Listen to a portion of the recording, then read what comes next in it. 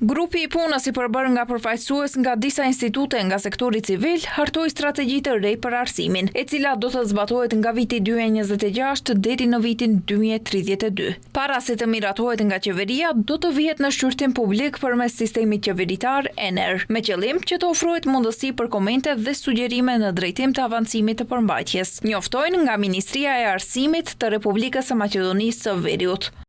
Arritëm konsensus të gjerë për drejtimin në të cilin do të veprojmë për zhvillimin e arsimit në të ardhmen dhe mendoj se nuk duhet të ketë kompromis. Dua të theksoj se kjo strategji nuk na orienton në drejtim krejtësisht të kundërt. Përkundrazi, ajo është plotësimi I asaj të deritanishmës, por fokusohet në sfidat që nuk u të I kaluan dhe në ndjekjen e trendeve të reja globale në arsim. Janevska informoi se do të ndiqet zbatimi I konceptit të ri për arsimin e mesëm, gjimnaz dhe për arsim profesional, si dhe model të ri për maturën shtetërore. Në vitin 2026 fillon zbatimi I formulave të reja për financimin e arsimit fillor dhe të mesëm. Do të miratohet legjislacioni I ri në arsimin e lartë dhe veçanërisht do t'i kushtohet vëmendje për zhvillimin e kapaciteteve kadrovike të mashit. Ajo theksoi se në 2 vitet e para, strategjia do të fokusohet në objektivat që Maqedonia duhet të harrijë sipas planit të rritjes për Ballkanin Perëndimor, të miratuar nga Bashkimi Evropian.